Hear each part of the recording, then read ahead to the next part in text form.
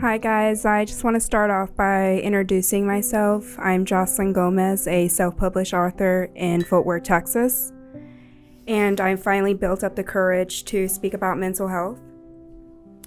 Since suicide is the 12th leading cause of death in the U.S., in 2020, 45,000 Americans died by suicide, and there was an estimated of 1 million suicide attempts in 2020, and I was one of them. I pretty much trying to think about how you want to word it. I'm not gonna use any big fancy words, but yeah, I pretty much tried to end my life on November 24th of 2020, and my best friend was one of the people out there looking for me, and Mary, do you want to tell everyone how it was and how it was? Yeah, I mean, I remember I was taking a nap at my sister's house, actually, on the couch, because I think it was like the day or so before Thanksgiving, and I was like knocked out from eating turkey, and we had an early Thanksgiving, and my phone's blowing up. I woke up to like 20 text messages and like even more phone calls from people just wondering if you were okay, and I'm like, yeah, she's perfectly fine, what do you mean, you know? To find out, everyone's sending me screenshots of what you had posted, and I mean, to me, I just thought, okay, maybe she might have like turned off her phone for a little bit, you know, but I read the whole thing, which was a long post, and I mean, I hopped in my car. It was raining cats and dogs outside. I mean, it was pouring rain, and we gathered together. We got your sister, you know, and Angelica. We had, who else? I forgot. Savannah, Gabby. We had Gabby's kids in the back of the car. We were so scared. You know, I had tried to check. I logged into your Snapchat, you know, your Facebook, Messenger. I was messaging people trying to back, trying to hunt her down, you know, and I was really scared that you had actually followed through with it, you know, that this was just, it was your breaking point, you know, because you had everything leading up in your life, the hard things that you had been through. I mean, I wasn't surprised that you felt the way you felt, but also I was disappointed in myself for not seeing it sooner. Yeah. You know, and trying to help you with it. But I mean, you didn't, you know. Well, I hit it pretty well, you know. Depression hits in different stages, I want to say, because, you know, at one point you're just like, okay, well, let's go party, let's go drink. And you try to drown it out, you no just matter pretty what you much do, numb the pain and try to avoid it. Too. And that's how one of my addictions came up. I started doing cocaine. I was addicted to cocaine to the point where it made me lose everything. It made me lose my children, my everything, my apartment, because I was using that money to go get it instead of using that money that needed to be like you were trying to cope. You were using it as a coping mechanism. And especially after my grandpa passed away in 2022. Kind of added salt to the wound. No, for sure. I mean, again, no one knew I was going through depression. No one knew I was going through addiction. Everyone just like, oh, that's just Jocelyn. She's just going out. She's having a good time. She looks like she's having fun. She's just being Jocelyn, you know? Yeah, but nobody really knew what was... I wasn't Jocelyn. I wasn't that going out person. I wasn't the one that would be out there drinking shots and getting drunk. And, you know, it was to a point where I lost myself trying to find myself. And it was hard to understand how depression can take over someone and not be able to explain it to anyone that doesn't understand depression, and especially my family, because they understood depression, anxiety, mental health, but they didn't understand the addiction part because no one had really overcame to that part, or it never got to that part or their point of their life. So when they heard about the addiction that I had with the cocaine and the drinking, they were pretty amazed with how I hit it very well. No one knew, not even one of my other, you know, Wesley, my best friend. He did not even know I was on cocaine. Shout out to Wes. He's a great guy. He's definitely a great guy. Yeah, love Wes. It's definitely one of the easier ones to hide. I can't say that. Yeah. Because even though your family might not have understood that certain addiction, it didn't mean that they didn't have their own. So, you know, I mean, your family was concerned too whenever you went missing. I mean, but you can tell your coping mechanism that night was going to Derek's grave. I mean, for out of all the places for you to have gone when you chose to take your life, when your mental health was at its lowest, you chose a friend that you know that if he were here, he would have stopped you. Mm-hmm. And I think in the back of your mind, that was kind of telling you, like, that's why I'm going there. Because I don't want to do this, but I feel like I need to because I've hit rock bottom. I don't want to be here anymore. No one cares about me. I don't care about myself. I don't care what happens. But Derek led you there by whatever higher power you believe in. Mm-hmm. You believe in it. All of us believe in. But I know that for a fact, he was able to speak to you and be like, come to me and I'll stop you. You know? That's exactly how I felt when I saw the post. I remember thinking immediately, she's going to go to Derek. Yeah. I felt a confirmation, just this piece of Derek would always say, I got you. You remember that was his thing. And, I got you, mamas. I got you, mamas. Yeah, I got you, mamas. So when I saw the post, I felt like he was saying, I got you. And so I posted on the thread as well, just saying, hey, you know, I'm thinking about you, praying for you.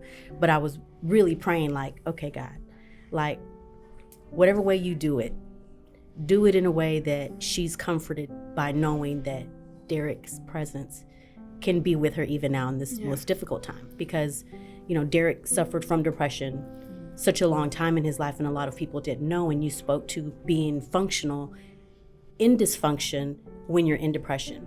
And being that witness to it and seeing him thrive.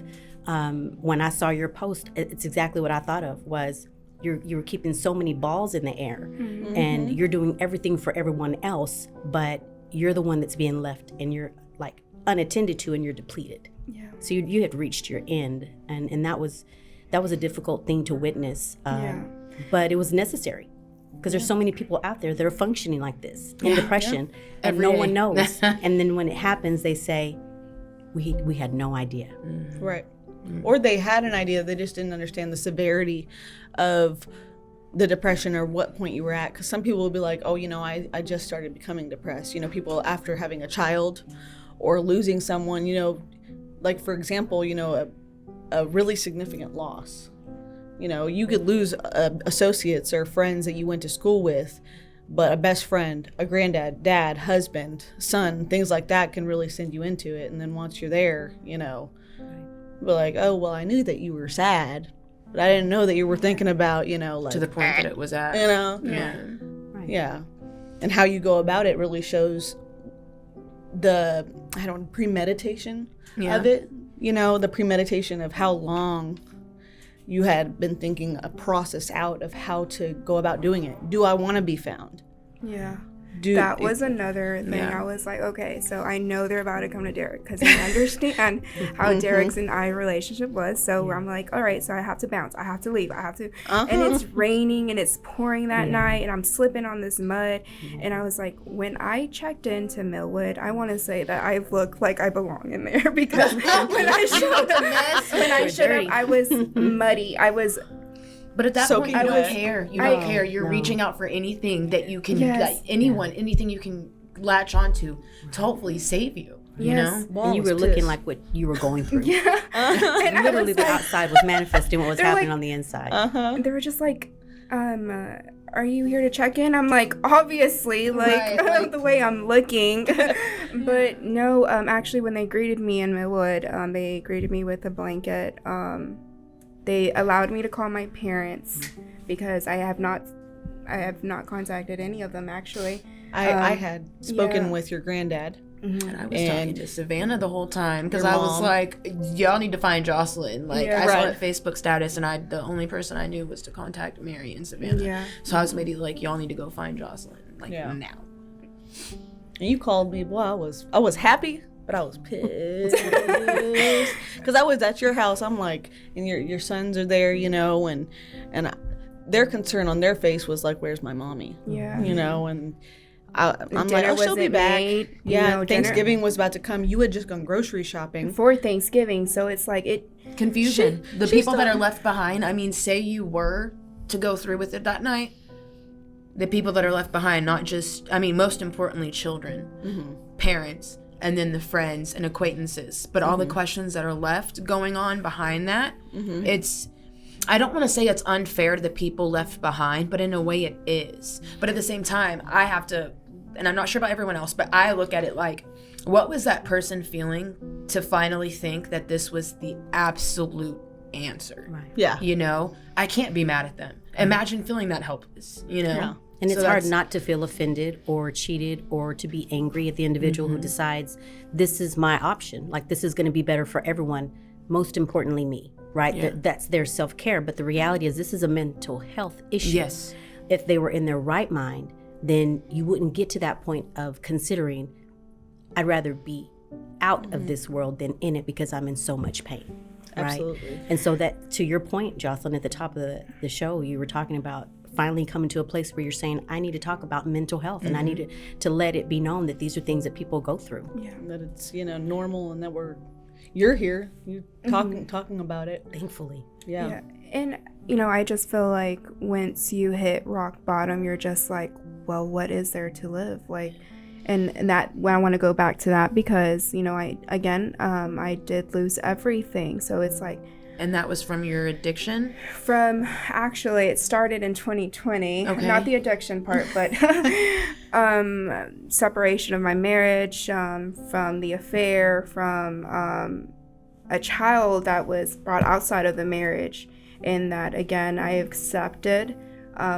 It was just so much that piled on to me that I finally went. Snap. This is the needle that broke the camel's back type of situation. And then on top of that, 2020 is when I was diagnosed with severe depression.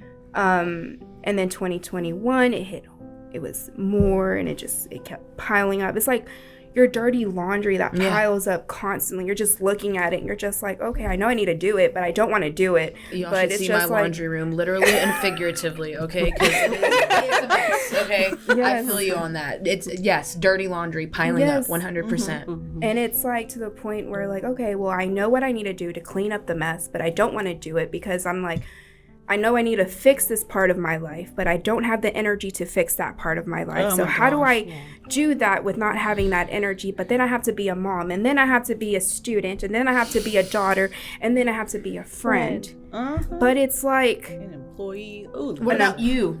What about you? Yeah, and it's like, when do I have time for me? Exactly. And then 2021 year, I started losing people left and right, but not death though. It was more of people turning their back on me because they didn't understand how I was living. They didn't understand my partying habits. They didn't understand my addiction. Instead of sitting me down and being like, I'm worried about you. I need you to understand this is not you. But they ended up stepping out of my life completely, besides a few friends. That's cool. There's an exit on every highway. There's the door. Yeah. And it was hard to accept that, I can't have everyone glued in my life. And I think that was another thing that was... So that being said, the comment about you trying to come to terms about, having people glued in your life, do you have... I guess I should ask you take your relationships, friendships, familiar relationships very seriously. Like, if I call you my friend, you are my friend. Yes. I will bend over backwards for you. And that's my problem. And you don't always get it in return. I mean, that's how it happens sometimes. And I'm starting to learn that too. Yeah, that's why my back hurts. Yeah, she said that's why my back hurts. Because you're always carrying the friendships. It's hard. And the reality is none of us are trained in crisis unless you specifically go to be trained in crisis. Right. So we have friendships, and when life happens to us, our friends, even our family members, do not have capacity to come alongside us and say, okay, this is addiction. Okay, this is depression. Let's do XYZ. Unless they're trained in it, they have no point of reference.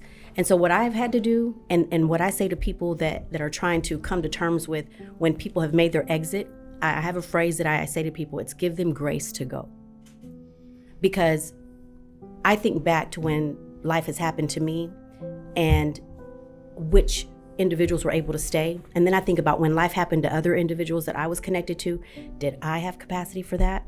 And so then I'm like, I really dropped the ball on that, right? I fumbled that opportunity to really be there for that person. Mm-hmm. So it's hard not to be offended when those people leave. The other side of that is, I'm a firm believer that when those individuals exit because they don't have capacity, that others come in and they fill that void and they give you what you need, because the others would have been too much weight.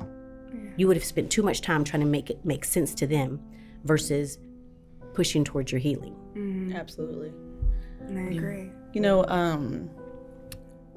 in 2020, which is coincidental, I don't know if that was just a horrible year for everybody, if it was the COVID and the fact that we were all stuck in the house, or well, it says in 2020 45,000 Americans died by suicide. I feel like that had a lot to do with it. Was the COVID being locked inside, out of your daily life with your own thoughts and all the distractors that you have day in and day out that can, distract you from the depression that you're feeling. Because a lot of people, like myself, I bury myself in my work.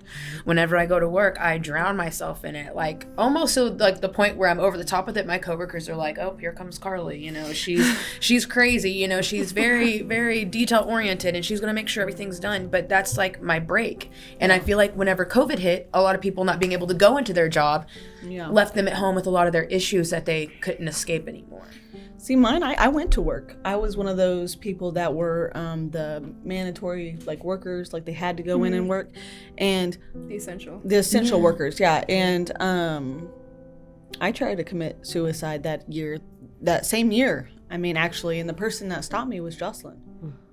It's I don't know if that's a coincidence or if that's God or whatever you believe in, but I was there for her when she did it, and she was there for me whenever I almost, when we were both in that mental state. And when other friends found out that happened, they stopped talking to me. I don't know if that's because they felt like I was being selfish, or if they were like, oh no, she's crazy. I can't be friends with a person because if she can do that to herself, imagine what I don't know what their thought process was, but they stopped talking to me. And I realized that affected my mental health afterwards too, because I'm like, oh, I felt stupid for not wanting to be alive anymore, not wanting to be here because people were bringing me down, or at least that's how I felt. Maybe they weren't intentionally doing it, but that was the outcome, and that night, I remember crying so hard. I don't remember the day. I know Jocelyn has it in her phone because I believe I sent her a picture, a very, very graphic picture of what I was going to do to take my life. And she sped over there. She loaded her kids up in the car. It was probably like 1 or 2 o'clock in the morning. She threw her kids in the car. I was like, we gotta go. We have to go. Everybody get in the car. We have to go. Mama, are we going to go to the park? I'm like, no. The ride's going to feel like a roller coaster. Hang on tight. Just put your seatbelt on. Hold on. But sometimes that one friend that will pull up on you no matter what is the one person that will make a difference. Yeah, absolutely. Absolutely. Are you thinking about Casey? Yeah. That night in of 2020, Casey reached out to Mary, and she sent out this long message to me. She was like, I ended up reading it after I got released from mental health or the mental health rehab. Right. And she said, those boys need you. Do not leave them without a mom, like I was left. Yeah. And that's how our relationship started. We were fighting the same demons. And sometimes you have to find those friends that are fighting the same demons as you to fight them together. But unfortunately, we made this promise that we would always call each other when we get in that state of mind. And unfortunately, she just couldn't take it anymore, and Carlie, can you tell us about that day?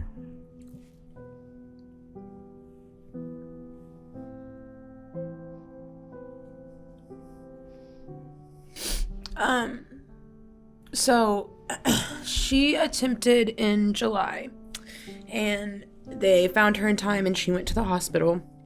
And they put her with some therapists and some doctors for a little bit after that. And I went to go visit her. And whenever she got released, she came home. She was excited. She was ready to take on everything and do this, that, and the next. And just in such a good mood. And I watched. I don't want to say like her mental, like her actual like psych, like, you know, psychiatric issues go downhill, but it was more of emotional and just overwhelmed because she had a lot of other things going on in her life at the same time that were pretty traumatizing, I would have to admit.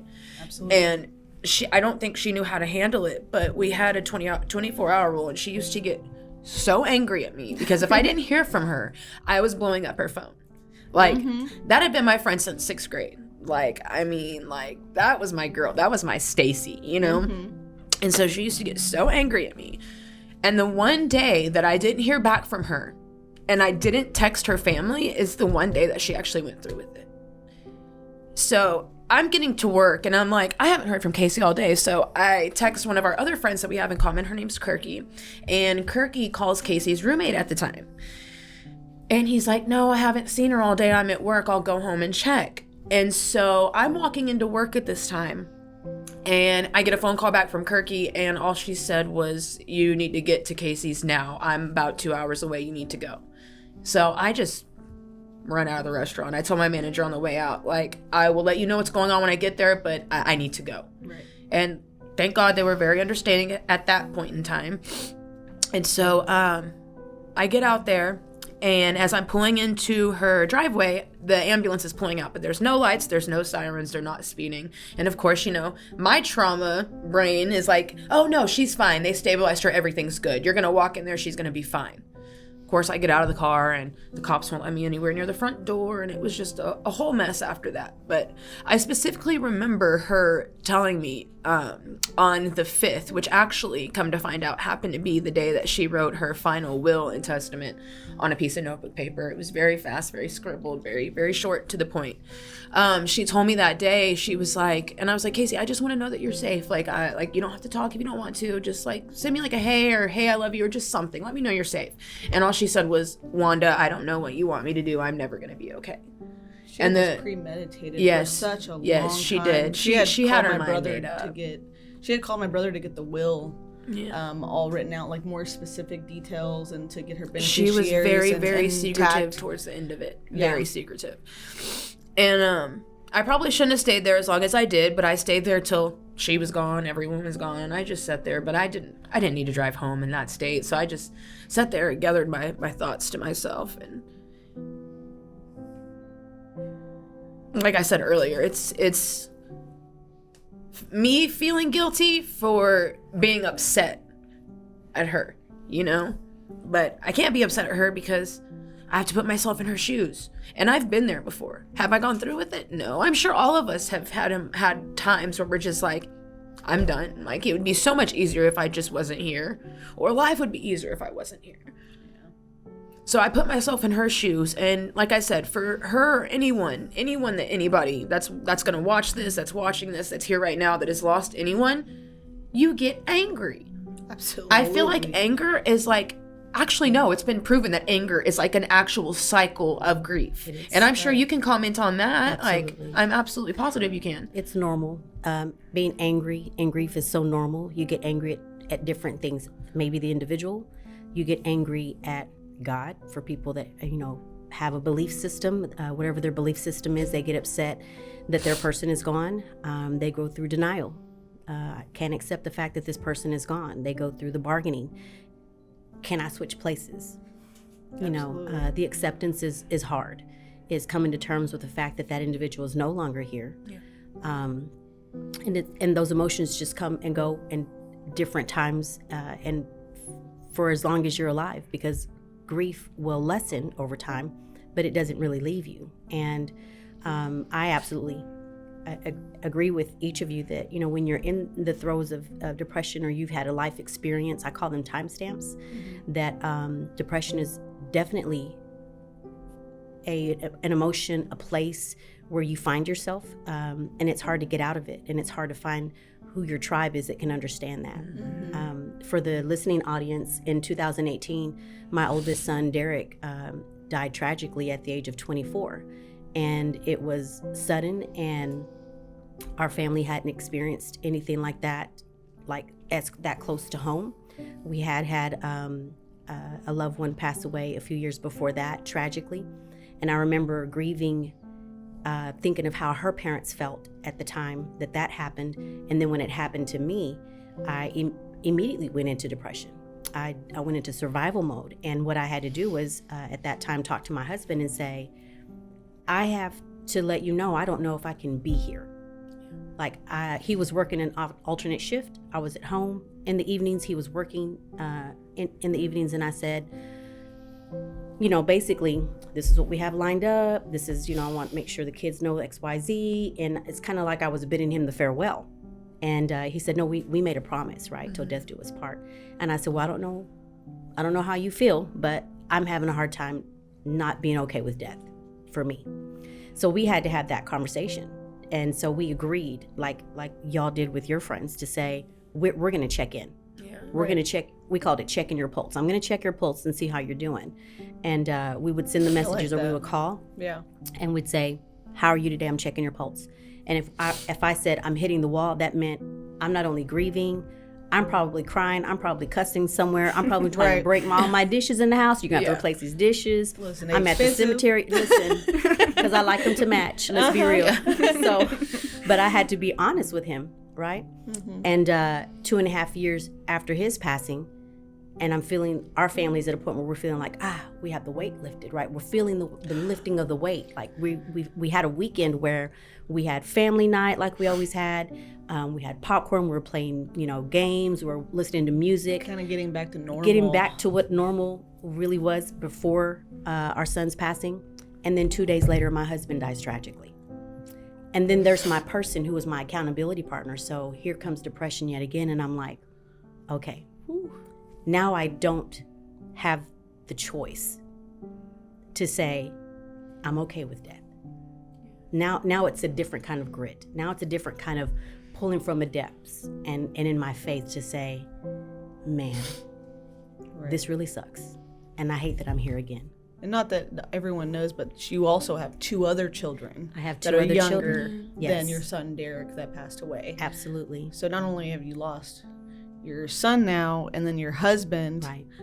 Boom, boom. Right. Now you have 2 other kids plus yourself to take care of. Just like, talking about carrying people after something traumatic happens. Right. Because you're trying to help them understand, and you have to give grace and understanding to their grief. Right. Because they're experiencing the loss of the same person, different relationship. Yeah. And it's hard to quantify for my children and my grief. I had to help them to understand, you see me broken like this because your brother is gone. It doesn't mean I don't love you. Right. It doesn't mean that your life doesn't matter to me. It means, my God, my baby is gone. Yeah. But that's your brother. And I knew that Derek was a phenomenal brother. So, I can't even imagine losing a sibling. I can't imagine what they've gone through. And then their father, to add to that. So it's hard not to be in depression. It's hard not to feel like you're going it alone, because not everyone can understand that journey. Right. Yeah. And I'm not saying that everyone suffers from depression, and I don't want to put that on people, but I want anyone who's watching this, or like I said, anybody in this room, like don't hesitate to reach out to people, because you never know who cares. I mean, there's a lot of us that I can say have probably lost someone, whether it be to suicide, car accidents, murder. And had I been more experienced in, handling my trauma, whenever my first best friend was murdered, her name was Claudia Hiddick. She was murdered in Fort Worth. I was actually supposed to pick her up that night, but this was right whenever my drug addiction I started to dabble, and I took a bunch of Xanax, and I passed out that night, and she had set up a robbery to rob this older man for money to get her 30-year-old, by the way, she was only 18, her 30-year-old boyfriend out of the Fort Worth jail. And she didn't know that the people inside the house were armed. And so the 2 guys that she set up the robbery with went with her. And whenever they broke in the house, the people inside the house started shooting. And the guys she was with started shooting from behind her and accidentally hit her with a bullet. And they left her on the back porch, just dead. And then whenever the owner of the house got back in town, he found her. And so that was a whole thing. And I didn't even. Soul, yeah, she did. She was crazy though. Yeah. She was down for a good time. She was crazy. She was the life of the party. She was great. I loved her, and I still love her to this day. But I do have to say that God forbid any of us, and I know it's not unavoidable because with old age comes death. But God forbid any of us lose anyone else in a horrible manner, and us not go and get help for it right after. Because let me tell you what happened whenever I lost Claudia. I ignored it.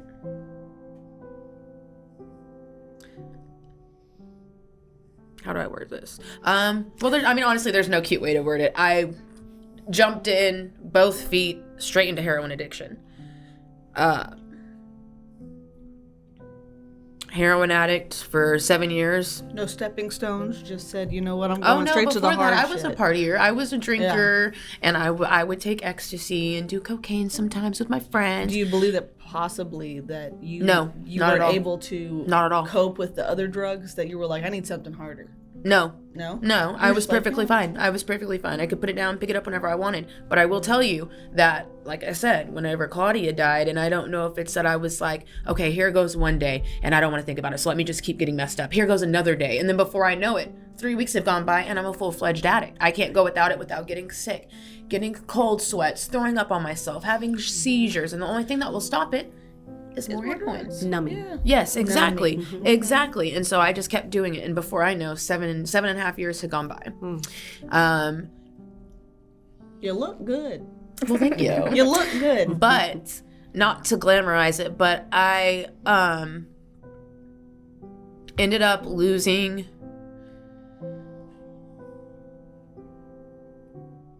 custody of my son. Still working to get all that back in order. But like Jocelyn was saying, it takes everything from you. Whether you realize it at that point or not, my hair is still falling out to this day. I can't regulate my weight. I have horrible scars that will never go away all over my body from IV use. Whenever I go to the hospital, I hope I never get in a car accident and they have to start an IV, because they have to bring in special machines just to find my veins. And I talked to my counselor the other day, and come to find out, I've actually been completely sober from opiates since February 5th of 2020. Congratulations. And I never thought that would happen. Congratulations. But it did. And I just wish that more people would reach out. That's my thing. Because I used to be so shy and so scared to reach out. But being vulnerable helps you. Yeah, it really does. Because a lot of people really do care. I think that's what helped you a lot along your journey with your marriage, and with the affairs and children, and just all this weight on both of your shoulders, just slowly but surely, like just pushing you down every single day. You have conquered it. You've broken through it. I mean, with writing books, texting, talking to people about it, you've talked to other authors. You're going to school, and you're here today spreading this message. And on behalf of, I have a list of people that I have lost, but Jamon Heron, Kevin Forte, Casey McDaniel, Jack St. Germain, Nigel Valentine. All people of whom that lived in our small little neck of the woods, the HEB, where it seems like the world is way too small. And everyone knows everybody's business. Absolutely. Yes. Claudia. Yes. My best friend, Daishika Sanders, that passed away, she died in the middle of surgery, but she was having surgery for one of her headaches that she had from taking a bunch of medicine. From depression. She had to deal with that, and she died in the middle of surgery. Robert Glenn Williams, Emily Okana, yeah, Derek Applon, every single one of them that I know have suffered from some sort of mental health issue to where they felt like they needed to do a drug.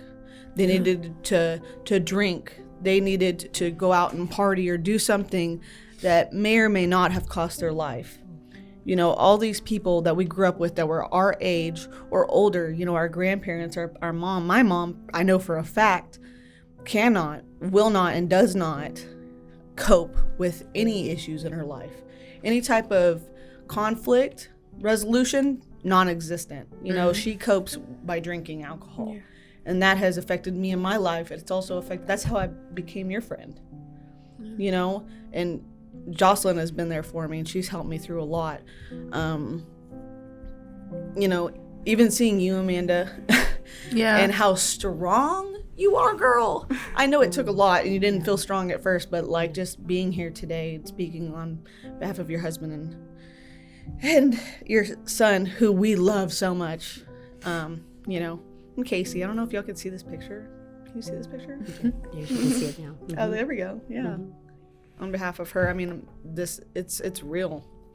You know, I don't know. It's so thank you for all of y'all. Y'all are strong women as much as we've all been through. You know, I still have issues every day. I even told Jocelyn. I told Jocelyn the other day, I was like, so my apartments, they never have any parking ever. So you either have, she said ever. So you either have to park like on the busy street or, you know, park it like in parking spots you're not supposed to park in and get towed. So I stopped doing that, obviously. But I was parked on the side of the road and it was late at night and I was in my all black uniform from work. And so you already know it's dark, and I was texting Jocelyn, and cars were flying by, and I just told her I was so overwhelmed that I just wanted to open my car door and just jump out. Yeah. And one of the things that stopped me was me being worried about, you know, what about the person that's just driving on the road unassuming and then hits someone and kills them? Like, what if that was you? What if someone did that to you? Or what if I did, like, what if I actually did do that and I just left my friends behind, left my mom behind? I feel like intrusive thoughts are very, very hard to deal with. Absolutely. Very hard. Very you feel like hard. You're going to burden somebody else because you are in pain. At this point, that's burdening anybody else or anyone with my issues is what gets me through. Like, I am sad. I'm not doing okay. Please help me. Right. And that's so important. I mean, it's hard to be vulnerable, though. To be able to be courageous enough to be vulnerable. Like, that part. Because for decades, we've been taught, like, in family structures, you don't talk about what happens in this house. Yeah. Don't you go on the street and say, don't you talk about what happens in this house. Cry. Don't you cry. Suck it up. You suck it up, right? Or I'll give you something to cry about. Absolutely. Oh, yeah. And so to get to a place where now you're adulting and life is happening, and to be able to give yourself permission to have a voice and then see who can I trust with this, right? Because everyone's not your friend. No. And you don't know who's really down for it, right? Who's really willing to go when the tires are flat and then you have to drag that thing. Like, you don't know.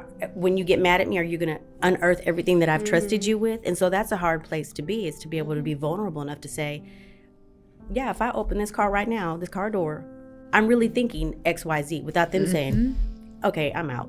Yeah. That's too much for me, right? Yeah. But we have to give space and we have to give air to this, what we're carrying, because if we don't, we won't have peace. We will continue to be tormented. And I don't know about you, but one of the ways that I cope with the tragedies that I've experienced in my life with both my son and my husband passing is it came to me in a therapy session, and I rest by this because my therapist asked, "How are you today?" And I said, "Today, I have accepted that they deserve to rest in peace and I deserve to live in it." Absolutely. And that's where each of us deserve to That's be. poetry. Yes. Poetry. We deserve to live in that peace. And it comes by podcasts like this, giving a voice and light to what we handle, the proclivities of life, mental illness, depression, suicidal thoughts, ideations, all of those things. Yeah. And each of us are mothers on this panel. I'm a woman of faith. I believe in breaking generational curses. I refuse to allow there to be another thought that goes to another one of my children for a depressive state where they would think it's better for them to be out of this life than in it. Right. By their own volition. Right. Right. So we have to keep speaking. We have to keep giving voice. That this is normal. This is healthy to talk about it. Yeah. I just wish, like you said, like it's healthy and it's normal. I just wish that stigma with, oh, you have suicidal thoughts, you're crazy, get away from me, would go away. Like, if people would just talk and open up, I feel like, and stop being so judgmental, it would be a lot easier for people to open up, and people would bond a lot better, and this world would be a lot better place. That people downplay it a lot, because they'll be like, oh, girl, I got depression too. She'll be like, oh, they just want attention. They're just doing that for attention. Oh, listen. They just want people to care. How many times I heard that whenever that happened to you when you put your book out? Yeah. And I was like, oh, block.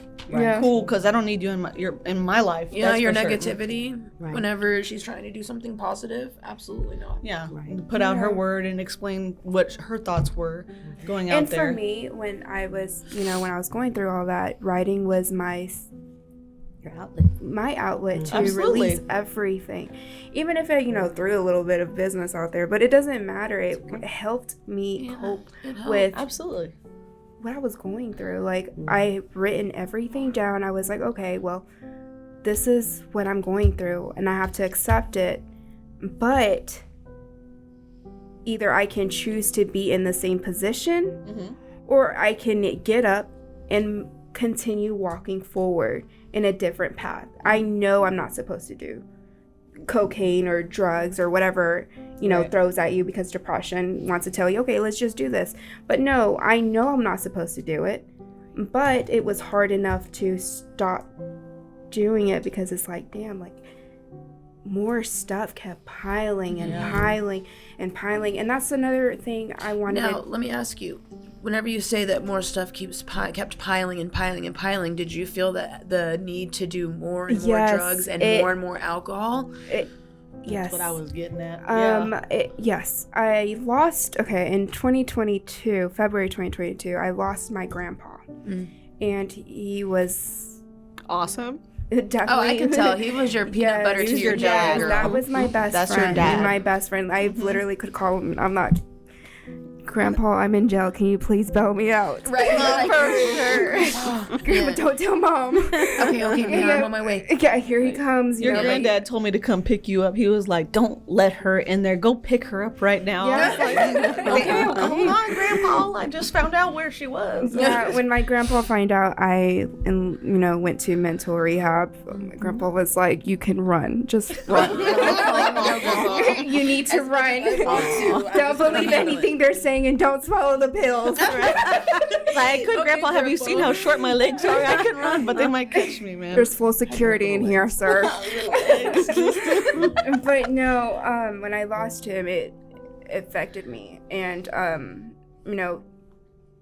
I don't mean to be graphic, but one line turned into two lines turned into six, And then it's like, it became more and more and more, because I didn't want to accept the fact that he was gone. Yeah. I wanted to numb the pain, because honestly, at the end of the day, I still had to be a mom. I still had to be, a student, a daughter, and nobody knew. You had to keep up that facade. Yes, yeah. No one knew, and I still had to release a book. I still had to do... Valentine's Day?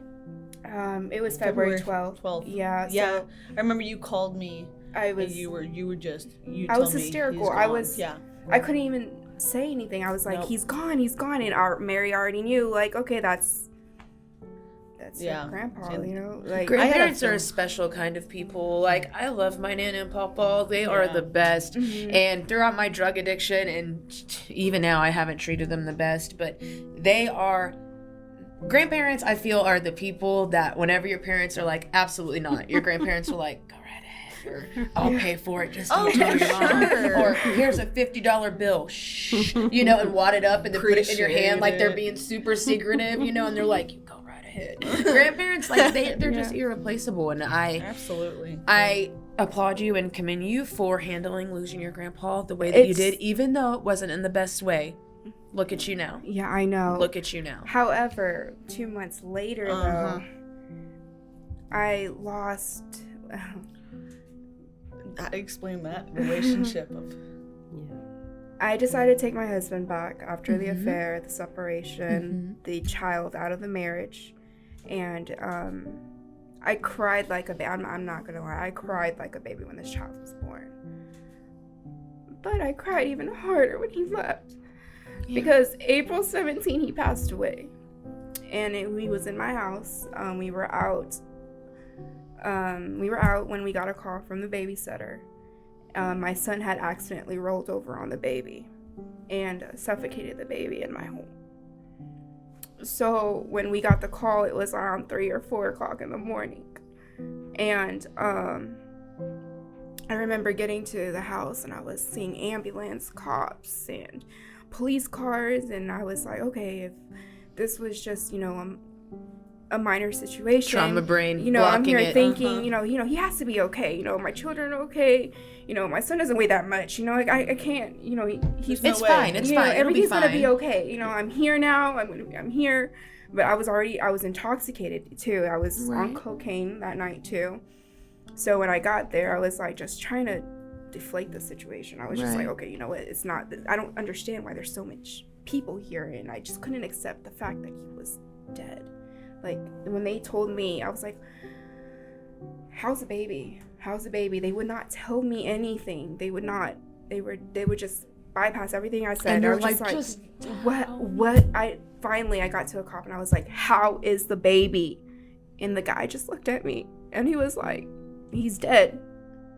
No emotion in it. No, Casey. And exactly. Beautiful bedside manners. No, literally. They just ignore you until you're like, just tell me. And then they'll be like, I'm sorry. Like, why didn't you just tell me that whenever I got here? You're just stringing me along. And I can't imagine, like, a baby. Like, with someone that already has, the mental health. Yes, Jocelyn. That is very, very strong and courageous of you. It's traumatic. So when I see my son when I got the news, I walk into the room and my son was like, Mama, I didn't mean to. I didn't mean to, Mama. Like, and I'm just like, no, it's okay. I understand it's an accident. People have accidents. He was like, how's Juju? And I just couldn't have the courage to tell him that his brother was not here. And seeing my son go into like a mental downfall because he feels like it's his fault that his brother's not here. It's hard on as a mother. Like, how do I fix this? How do I fix that I can't bring this child back because my son feels it's his, it's his fault. And it was really hard to explain to my child, like, it's not your fault. And he takes blame to the situation till this day. He's not here because of me. He's not here. He's angry. He's upset. Just his mental health went down from that too. And even that whole night, that whole night, it was just a down situation. I've never been in trouble with CPS or, something like that in state. I've never had a position where I put my children in danger. Even though I was partying and drinking. You had a babysitter. Your kids were taken care of. Y'all were having a parents' night out. And, not making excuses for the drug use or anything like that, but come on, let's be real here. We were all young once, and even if we're still doing it now, or people are out there still doing it now, no judgment. We don't judge here. That's not the point. The point is that you lost a son that wasn't even yours. It was from an outside marriage that you decided to open your heart to and welcome in. Yeah. And now, not only are you grieving your relationship that you had since you were in junior high, you're grieving losing that baby, grieving having your husband having an affair on you and you having to welcome in a new baby, and then grieving your son having to deal with the fact that he's always going to grow up knowing that happened. And having to teach him, it's not your fault, baby. And then on top of that, I added to the list, CPS caseworker walks up to me and was like, since this happened in your house, we need to drug test both of you. Oh, no. So when they drug tested me, obviously I was on cocaine and marijuana, and I was definitely intoxicated that night. They drug tested me. I failed all that test, and Because that's just part of the lawful process of, you know, anything that has to do with the wellness check of the children, the safety of your children, you know. It's not because they thought that you were something or that you were doing something or that it was reported of something. It was just that's the process, you know. They, you know, just checking the safety. And I feel like, you know what, that's the day I failed as a mother. Because not only did my son lose his brother, but he lost his parents too, because my aunt and uncle had to step in and take custody of my children. And once they took the children, it's still an ongoing process till this day. We're still fighting the system now. It's a very unfair system. It really is. Like I said, I lost custody of my children, my son. And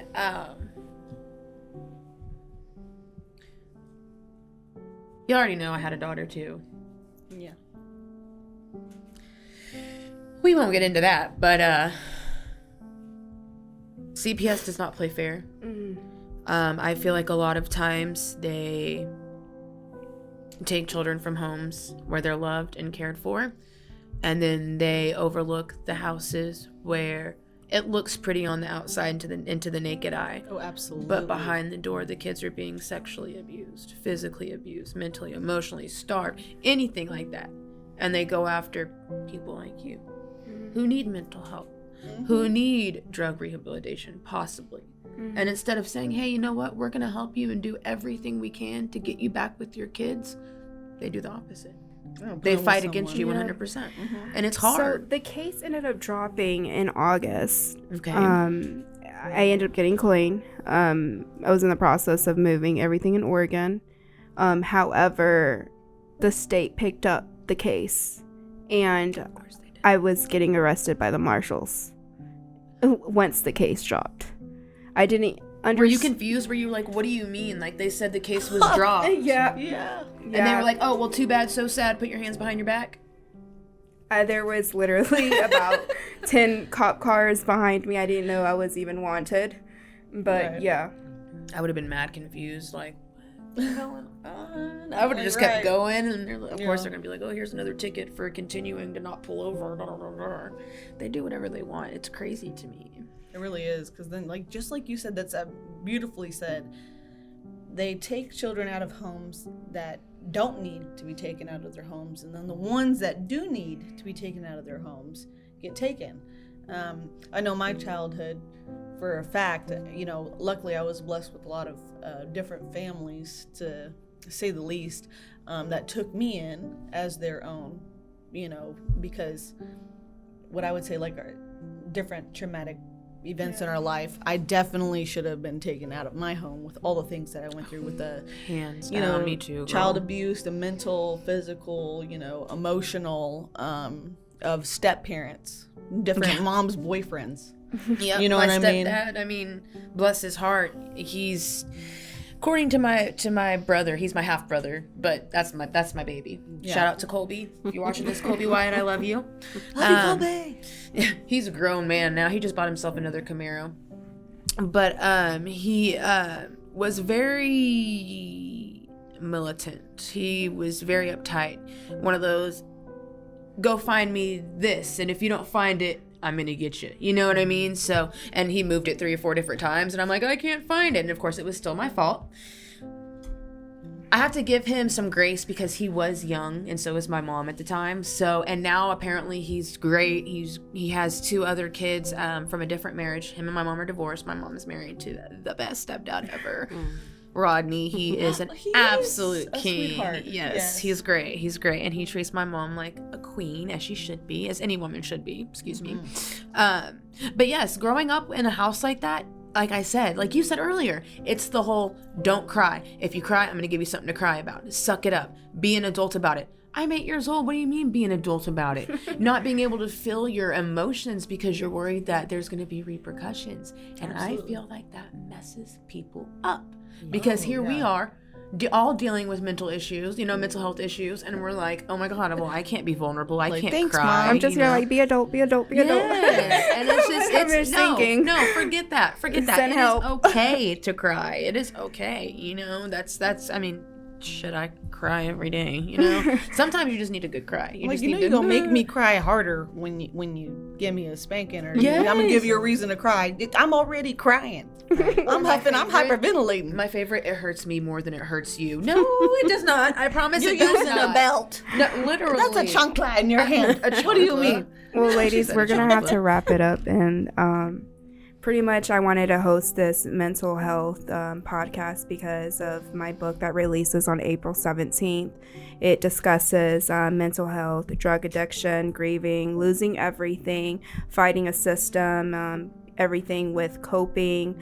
I stopped doing everything that was unhealthy for me and just dropped it cold turkey, went to church, started hanging out with people that I feel like were in a better environment for me instead of just focusing on the bad. Yeah, the party, the negative. Like you gotta change your surroundings. The numbing. Yes, the that numbing was a part. big change to my sobriety too. Was cutting everybody off, and I'm not saying cutting them off because I don't like them. I still love them. I still care about them, and I reach out and ask how they're doing.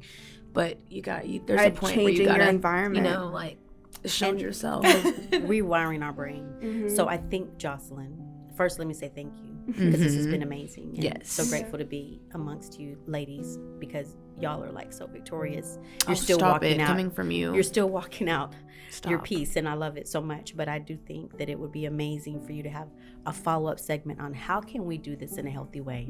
Yeah. How can we identify those unhealthy coping mechanisms and then turn that around?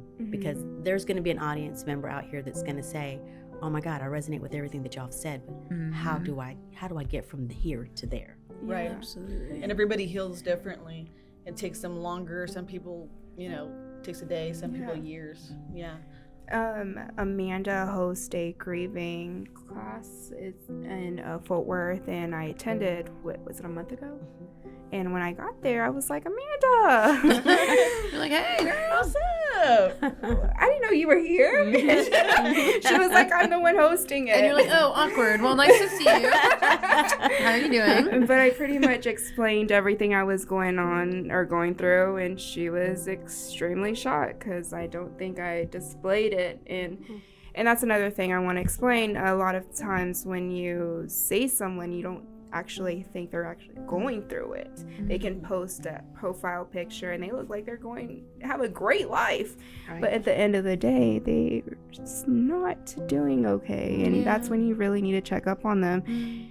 And when I seen her, I was like, I told her about the addiction, I told her about everything, and not only did she comfort me, but she was understanding. And I couldn't go to my mom or I couldn't go to my sister and say, hey, I'm on cocaine. Right. And it's like sometimes it takes someone else out of the group to tell them, hey, I need help, or hey, I'm going through this. And even if it's not your family, not your circle, or maybe it takes someone else out of the group to just reach out to them and be like, I need help, and this is what I'm going through, but I don't want you to judge. And sometimes you don't even have to tell them don't judge me, because they're not. Right. 9 times out of 10, people have skeletons in their closet too, okay? Yeah. And when I went to that class and I told her about all that, she was just really understanding. I can't even explain how understanding you were. And I just cried, and I remember I was like, I can't believe I was on that. But that's nothing but love, because I've always loved and admired you. I've watched you grow up, basically. And I carry that love forward, that Derek always had for you. But part of that too is, you guys, I was y'all's age. The blessing about me being my age is, thank you, Lord, that there was not internet and Facebook and all these other social media outlets, because I would not be able to do the work that I do. My name would be mud. I mean, thank you, Lord, because, so there's a lot that I did in my younger years that I don't have I'm so grateful there's not a blueprint, right? But our life is still on display. No, listen. But so I don't judge. I don't judge, because I look at myself and I say, man, if God can do it for me, as wretched as I was, And sometimes those thoughts come back, and I say, "Don't cut me too deep, because there's a little thug in there." Right. Y'all know about this girl over here. I done retired. I'm a changed woman. Please don't bring it back out. Polish. Thank you, Lord, for the polishing. Yeah. But before we close this out, I do want to tell you that I admire you. I think that you are by far one of the strongest women I have ever met in my life. To go through what you went through that close together, I mean back to back. You didn't even have time to recover. And the fact that you're standing here today and you're still helping people get through their grieving processes and their traumas, you are an angel. You're an angel here on earth. And I am so lucky to be sitting here with you today. Thank you for everything that you do. It's an honor. Absolutely grateful for you. Absolutely. I really do feel like God knew you were the person to give it to. They say, God gives his strongest warriors, the toughest battles. And my granddad always used to tell me, the hardest climbs have the most beautiful views. Anytime you get to the top of that mountain, or whatever, and you had to go up and down, you can't breathe, and you're freezing cold, and you're freezing your ass off, you know what I mean? But once you get up there, you look around and you see all the things that you've accomplished, all the things that you've dealt with, and people you had to drop off or let go along the way, and you too, Jocelyn, Carlie, all of us, we're strong women. Like you said, we're all moms now. I deal with every single day when everyone's like, "Oh, is this your only child?" And I think to myself, no. But I had a son, that passed away, and but I answered, we just cope, so we don't make other people feel awkward, and the burden. But your story. Absolutely, and that's all that matters, and I'm really proud of all of y'all. I'm so proud of y'all. I'm proud of me. And Jocelyn, thank you. Proud of y'all. Thank you for inviting me. It was great. We did it, y'all. It was great. And then we were nervous and whatnot. It was on top of our mental health. We have major anxiety up in here. No, seriously. Shout out for the coffee. Yeah, Lori, thank you. Yeah. The coffee was tremendous. I thought it was Lauren. It's Lauren. Is it Lauren? Yeah. Lauren. She got a nickname now. It's Lori now. Lore. Yeah. Thank y'all. Thank y'all For a very cathartic, therapeutic talk. And well needed. Again, I know I've said this probably like 5-6 times, but if anybody's out there that's struggling, please just reach out. I mean, that's all it takes, is just to tell anybody. I mean, hell, if you want to find me on Facebook and just say, "I'm having a bad day, I'm not feeling like myself, and I don't know what to do, please help." That's all it takes. Don't suffer alone, because that's going to put you in a deeper, darker hole. So, what's the name of your book again? Always Have Faith. Amen to that. And what's the release date? April 17th. Ooh, are you going to have a book signing? Date? Yeah, that's the day of his passing, so we're releasing it on April 17th. I love that. That was a choice. That was wow. In honor of him, yes. so Absolutely. And what platforms is it available on? It's going to be on Amazon and Barnes & Noble, and then I'm working with other bookstores as well. Nice. Yeah. Okay. And on your website. And on my website, too. What's the website name? Carlie. It's JocelynDreams.com. JocelynDreams.com. All right, that sounds good to me.